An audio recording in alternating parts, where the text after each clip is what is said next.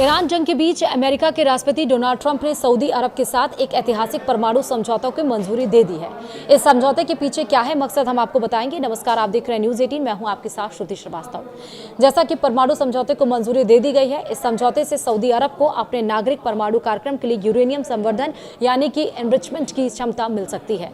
अभी इसकी आधिकारिक घोषणा नहीं हुई है, लेकिन वॉल स्ट्रीट जर्नल और न्यूज एजेंसी एपी ने यह खबर सूत्रों के हवाले से दी है। एपी की रिपोर्ट के अनुसार इस समझौते की सार्वजनिक घोषणा बुधवार 22 जुलाई को हो सकती है। रिपोर्ट के अनुसार उम्मीद है कि यह समझौता 30 साल तक चलेगा और इसमें परमाणु कार्यक्रम को विकसित करने के लिए अमेरिकी कंपनियां भी शामिल होंगी। अमेरिका और सऊदी अरब की संयुक्त स्टडी के बाद इस समझौते के तहत सऊदी अरब में यूरेनियम संवर्धन सुविधा बनाने की अनुमति मिल सकती है। यूरेनियम संवर्धन का मतलब है यूरेनियम में शुद्धता बढ़ाना, साधारण यूरेनियम में काम आने वाले यूरेनियम यानी कि U-235 की मात्रा बढ़ाना। इसी प्रक्रिया से बना यूरेनियम परमाणु बिजली बनाने में भी इस्तेमाल होता है और अगर इसे बहुत ज्यादा संवर्धित किया जाए तो परमाणु बम बनाने में भी इस्तेमाल किया जा सकता है। ट्रंप और पूर्व राष्ट्रपति जो बाइडेन दोनों ने ही अमेरिका की टेक्नोलॉजी शेयर करने के लिए सऊदी अरब के साथ परमाणु समझौता करने की कोशिश की थी। एपी की रिपोर्ट के अनुसार परमाणु हथियारों के प्रसार को रोकने वाले एक्सपर्ट्स चेतावनी देते हैं कि सऊदी अरब में अगर यूरेनियम एनरिचमेंट वाले प्लांट आ गए तो इससे इस देश के लिए परमाणु हथियार बनाने का रास्ता खुल सकता है। गौरतलब है कि सऊदी अरब के आक्रामक क्राउन प्रिंस ने संकेत दिया है कि अगर ईरान परमाणु बम हासिल कर लेता है तो वे भी ऐसा कर सकते हैं। वहीं इससे पहले जब इजरायल ने हमास के अधिकारियों को निशाना बनाकर कतर पर हमला किया था तो सऊदी अरब और परमाणु हथियार रखने वाले पाकिस्तान ने आपसी रक्षा समझौते पर हस्ताक्षर किए थे। तब पाकिस्तान के रक्षा मंत्री ने कहा था कि जरूरत पड़ने पर उनके देश का परमाणु कार्यक्रम सऊदी अरब के लिए उपलब्ध कराया जाएगा। इसे इजरायल के लिए एक चेतावनी के तौर पर देखा गया और जिसे लंबे समय से मिडिल ईस्ट का एकमात्र परमाणु हथियार वाला देश माना जाता रहा।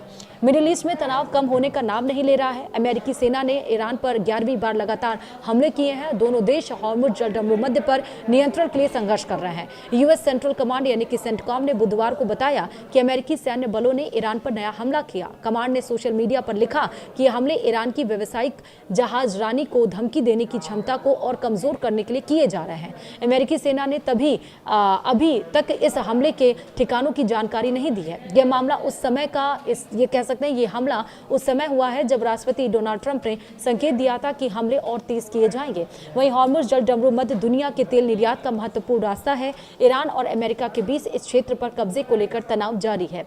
अमेरिका ने बुधवार तड़के ईरान के 5 शहरों में एक साथ एयर और मिसाइल स्ट्राइक किए। ईरानी अधिकारियों के मुताबिक चाबहार, कोनारक, तबरीज, बहबहान और ओमिदियह को निशाना बनाया गया। सीज़फायर टूटने के बाद से यह लगातार 11वीं रात है जब अमेरिका ने ईरान पर हमला किया। राष्ट्रपति डोनाल्ड ट्रंप ने कहा कि अमेरिका ईरान के संदिग्ध परमाणु ठिकाने PX माउंटेन पर बहुत जल्द और बहुत भारी हमला कर सकता है। ट्रंप की इस चेतावनी के जवाब में ईरान ने कहा कि यदि हमले जारी रहे तो वह क्षेत्र में युद्ध का दायरा और बढ़ा सकता है। इस बीच अमेरिकी रक्षा मंत्री पीट हेगसेथ ने बताया कि अब तक इस युद्ध पर अमेरिका का खर्च 37.5 अरब डॉलर यानी कि करीब 3.6 लाख करोड़ रुपए तक पहुंच गया है। तो वहीं हूती विद्रोहियों की धमकी, भारत चीन के टैंकरों ने रास्ता बदल दिया है। सऊदी से तेल ला रहे थे, हॉर्मुज़ बंद होने पर यह रूट चुना था। दोनों जहाज बाब अल मंदेब स्ट्रीट की ओर बढ़ रहे थे, लेकिन यमन के ईरान समर्थित हूती विद्रोहियों की धमकी के बाद वापस स्वेज नहर की ओर मुड़ गए। दरअसल हूती विद्रोहियों ने सोमवार को सऊदी अरब के खिलाफ नौसैनिक नाकेबंदी का ऐलान किया था। इसके बाद उन्होंने दुनिया भर की शिपिंग कंपनियों को ईमेल भेजकर चेतावनी दी सऊदी अरब के किसी भी बंदरगाह पर माल लादने या फिर उतरवाने वाले जहाजों को उनकी सैन्य पहुंच के भीतर कहीं भी निशाना बनाया जा सकता है।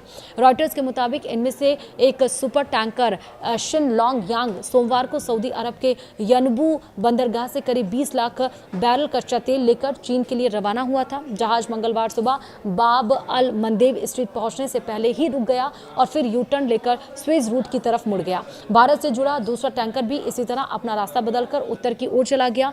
हॉर्मुज़ स्ट्रेट बंद होने के बाद सऊदी अरब अपनी जो ईस्ट वेस्ट पाइपलाइन के जरिए तेल को रेड सी के यनबू बंदरगाह तक पहुंचाकर वहां से एशियाई देशों को भेज रहा है। अगर जहाज बाब अल मंदेब का रास्ता छोड़ते हैं तो उन्हें स्वेज नहर और फिर अफ्रीका के लंबे समुद्री मार्गों का सहारा लेना पड़ सकता है। इससे यात्रा की दूरी हजारों मील बढ़ जाएगी। माल ढुलाई की लागत बढ़ेगी और भारत, चीन समेत एशियाई देशों तक तेल पहुंचाने में अधिक संयम लगेगा। इससे वैश्विक तेल आपूर्ति और समुद्री व्यापार पर भी असर पड़ने की आशंका बढ़ गई है। खबर यह भी है कि रिपोर्ट के मुताबिक सिरीक, बंदर अब्बास, केशन द्वीप, चाबहार और कोनारक के आसपास जोरदार विस्फोटों की आवाजें सुनी गई। हालांकि इन हमलों से हुए नुकसान की आधिकारिक जानकारी अभी तक सामने नहीं आई है। इस बीच अमेरिकी राष्ट्रपति डोनाल्ड ट्रंप ने ईरान को कड़ी चेतावनी दी है। उन्होंने कहा है कि हाल के दिनों में 3 अमेरिकी सैनिकों की मौत के लिए ईरान को इसकी कई गुना बड़ी कीमत चुकानी पड़ेगी। वहीं ट्रंप का कहना है कि अमेरिका अपने सैनिकों पर हुए हमलों का जवाब देने के लिए हर जरूरी कदम उठाएगा। ईरान ने भी जवाबी कार्रवाई जारी रखी है। ईरानी सेना का दावा है कि उसने कुवैत में स्थित कैंप आरिफ-जान में अमेरिकी मिसाइल रक्षा प्रणालियों को निशाना बनाया है। हालांकि इस दावे की स्वतंत्र पुष्टि नहीं हो सकी है और इस दरमियान ओमान के तट के पास एक और तेल टैंकर के हमले की खबर भी सामने आई, जिससे समुद्री रक्षा को लेकर चिंता बढ़ गई। उधर ईरान समर्थित हूती विद्रोहियों ने सऊदी अरब के खिलाफ समुद्री नाकेबंदी का ऐलान किया है। हूतियों ने चेतावनी दी है कि वे लाल सागर और आसपास के समुद्री मार्गों पर जहाजों की आवाजाही प्रभावित कर सकते हैं। विशेषज्ञों का मानना है कि अगर यह तनाव और बढ़ता है तो वैश्विक तेल आपूर्ति और अंतर्राष्ट्रीय व्यापार पर गंभीर असर पड़ सकता है। मध्य पूर्व के अहम समुद्री मार्गों में बढ़ते खतरे से दुनिया भर के ऊर्जा बाजार और शिपिंग उद्योग की चिंताएं भी बढ़ गई हैं। ईरान ने कुवैत पर लगातार चौथे दिन बिजली घरों और जल शोधन संयंत्रों पर हमले किए हैं। बता दें कि कुवैत की 90% आबादी पीने के पानी के लिए ऐसे संयंत्रों पर निर्भर है। तनाव के बीच कच्चे तेल की कीमत $90 प्रति बैरल पार कर गई है। एपी के अनुसार, यानी कि जो न्यूज एजेंसी उसके अनुसार, लगातार 10 दिनों से अमेरिकी हमला झेलने के बावजूद कहीं से ये संकेत नहीं मिल रहे हैं कि हॉर्मुज स्ट्रेट पर ईरान की पकड़ ढीली हुई है।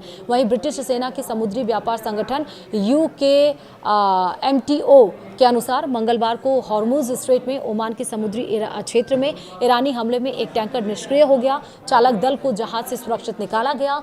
केपलर के आंकड़ों के अनुसार हॉर्मुज से सोमवार को कुल 4 जहाज निकल सके, जो ईरान के अधिकृत उत्तरी छोर की तरफ से आगे बढ़े हैं। रविवार को 7 जहाज निकले थे। रॉयटर्स के अनुसार अमेरिकी सेंटकॉम ने एक्स पर बताया कि तेल टैंकर को निशाना बनाए जाने के बाद ईरान पर नए सिरे से हमले शुरू किए गए। फार्स, होर्मुज़गान, इलाम, किरमान, सिस्तान और बलूचिस्तान प्रांतों में कुल 9 शहरों पर हमले किए गए।